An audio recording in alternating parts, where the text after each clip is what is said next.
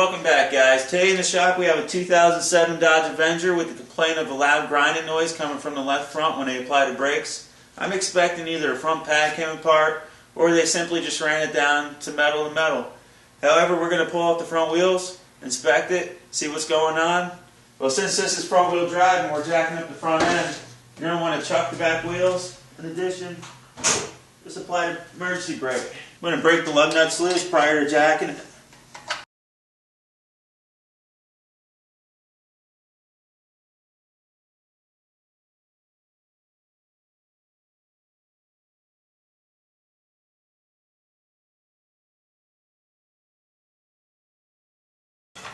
Okay, you'll see there's a nice solid mount right in the front for the cross member that goes back. That'll be a good spot to jack it.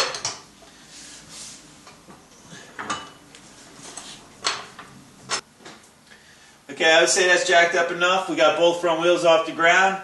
Now you can see why I took the initial steps to apply the emergency brake and to chuck the rear wheels. Because now we just took all the safety out of the equation if it wasn't for that step. This is a front wheel drive transmission. Even though we're in park, front wheels are no longer on the ground, so it won't do you much good. So there is a chance that if you don't chuck the back wheels or apply the emergency brake, I'd do both. There's a chance that this car could roll back. This jack's on wheels. You have free wheel and rear wheels. So take that extra precaution. Okay, let's place the jack down under the vehicle.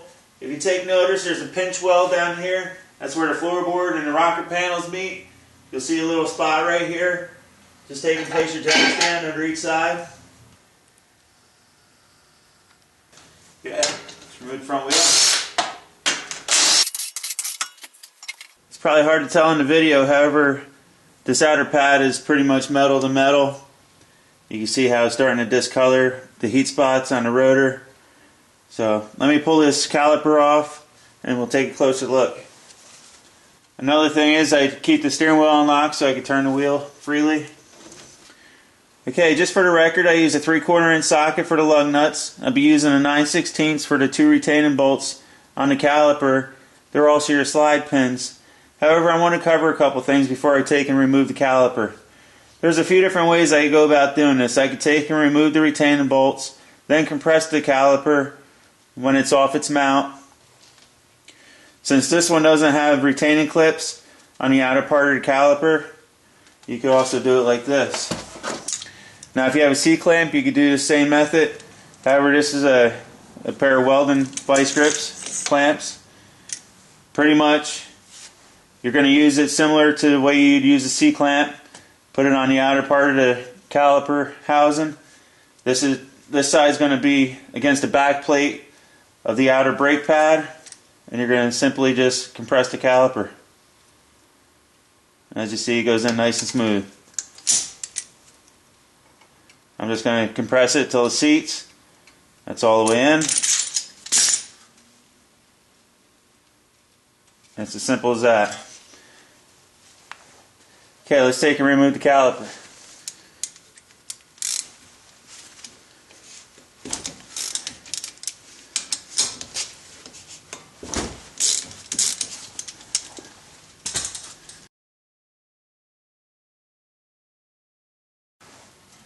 Okay guys, see how tight that is in that rubber?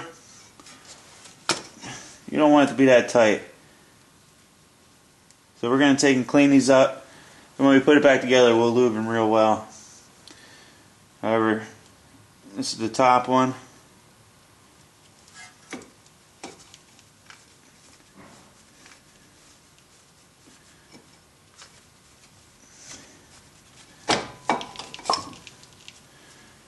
You can see on this one, the top one has a rubber in it, and the bottom one does not.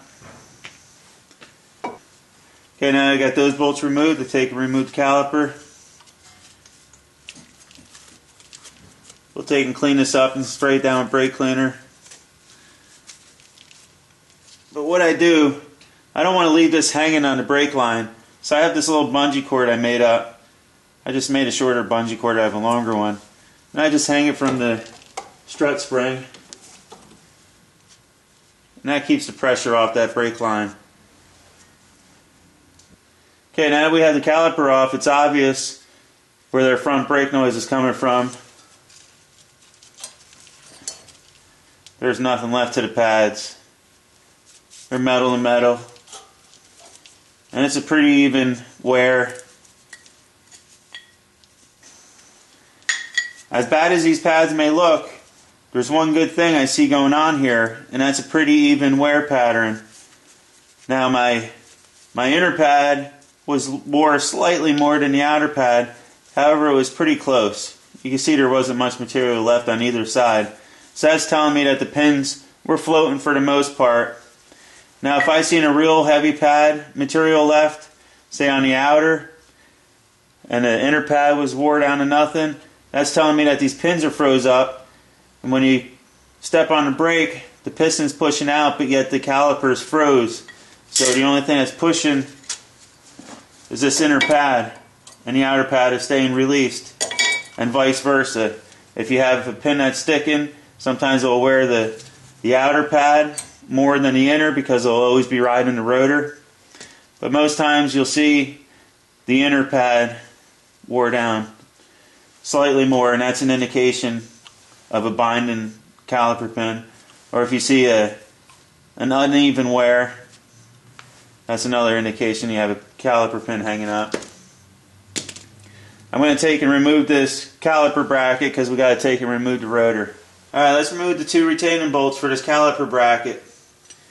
I found it to be an 18mm.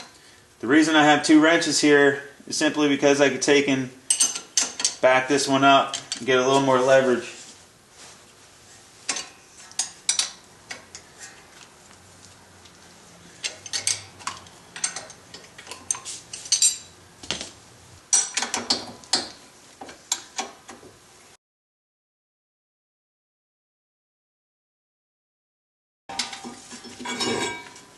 Okay. Now that we have that caliper bracket removed, we can take and remove the rotor. But as you can see, a lot of times they're frozen on the spindle. That's where we're going to need a BFH. If you want, just for extra precaution, start a couple lug nuts on it.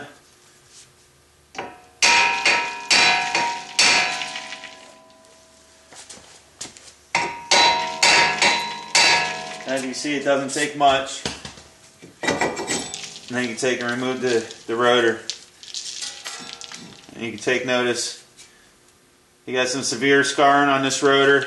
Okay, prior to installing the new parts, I'm going to take and clean everything down with brake cleaner. Now that we have everything cleaned down with the brake cleaner, take and inspect the surface of the spindle where the rotor seats. One little piece of rust lodged behind there, or rust buildup, can throw your rotor out of square, and it'll create a pulsation in your brake pedal even with all new parts. And that can be simply caused by a buildup or just a rust flake getting stuck behind in between the spindle and the rotor. So make sure it's all cleaned up. If you have to, hit it with a wire wheel. That way when you put everything together, everything compresses nice and square. Okay, and if you remember back how that rotor was seized on there a little bit, just take yourself a little never seize sparingly. It doesn't take much. You don't need much at all. I'm actually wiping some off. And just put it around that perimeter. Your new rotor will come with a protective coating on it, so you want to take and spray that down and clean it thoroughly to remove all that as well. Okay, now we can take and reinstall the rotor. Prior to reinstalling the brake caliper bracket, you want to take and inspect it. Grab your caliper pins. Make sure they go nice and free. This one's a little stiff. It's almost like they used the wrong style of grease. So I'm going to take this over to the bench. I'm going to clean it out thoroughly. These ones actually, it's just a little boot right here. Then you get in here and clean it out with brake cleaner real well. Do the same with both sides.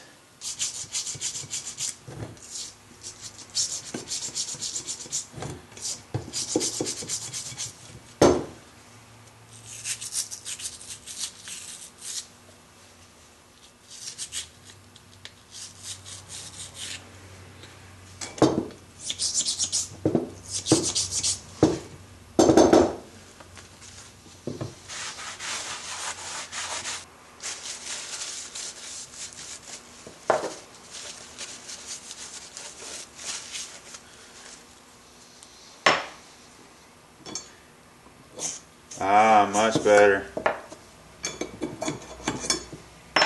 Yeah, buddy.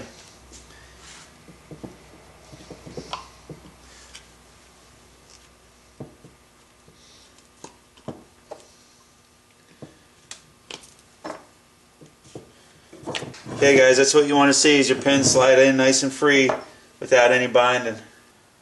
Okay, now that we have the caliper bracket all prepared, I'm just going to take and apply a little never seize on the retaining bolts. The never seize is just a matter of preference.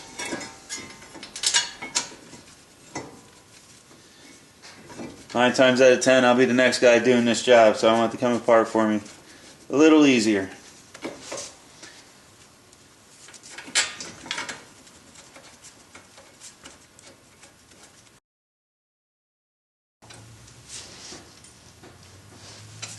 Want to make these nice and tight, torquing the specs. Like I said, I got a pretty good feel for it.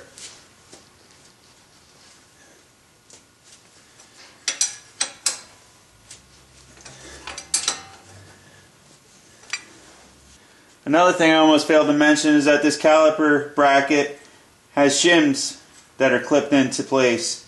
You want to take and clean them up, make sure they're in good shape, make sure they're not cracked, because anything with excessive movement is going to create a noise and a squeal. Prior to putting your brake pads on, make sure you use the proper lube. Take and apply some brake and caliper grease to any metal-to-metal contact surfaces. Not only will this prevent brake noise, in addition, it'll help with binding of the brake pads.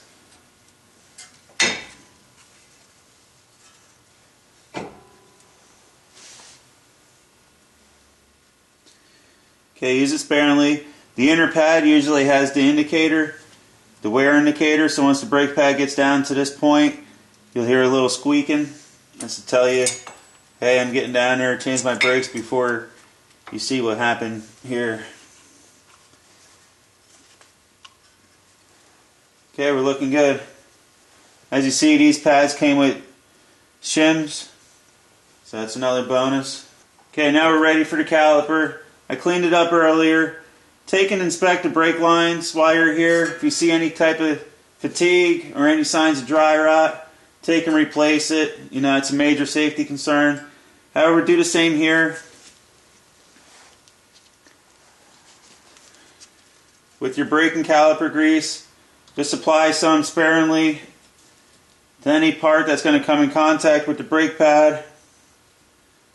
I usually do it here instead of guessing on the pad. And if we have to, we'll take and compress it further, which we're gonna.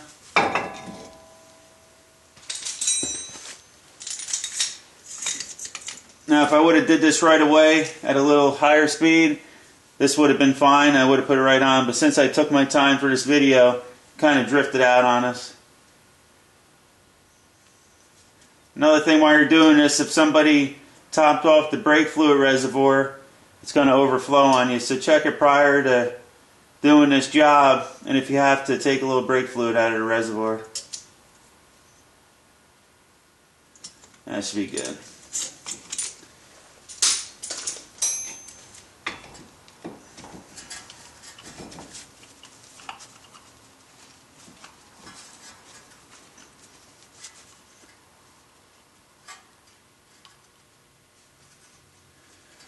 Okay, that feels good.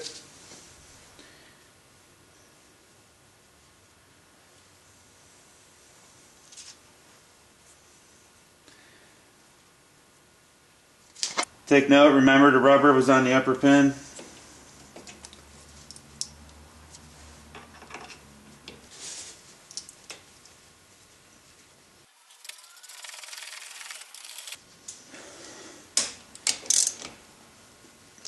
Okay, torquing the specs. Remove your bungee cord.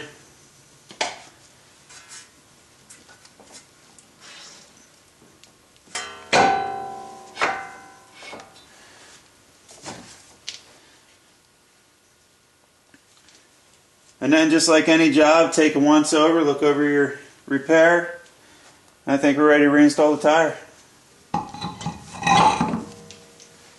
Keep in mind the simple things. You got your valve stem, cut out in your hubcap.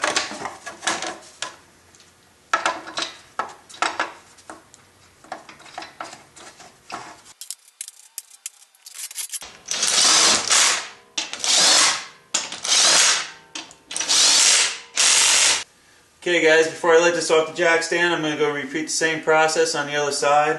Once I'm complete, I'll lower it down, check the torque specs on the tires, check the brake fluid, get in the vehicle, pump the brake up until I have a nice firm pedal. Very important step guys, don't forget it. Take it for a test drive. If everything looks good, make sure all your finger marks are wiped off the hubcaps or rims. Make it nice and presentable for the customer or the wife or whoever you're doing the job for. Until next time guys, stay tuned.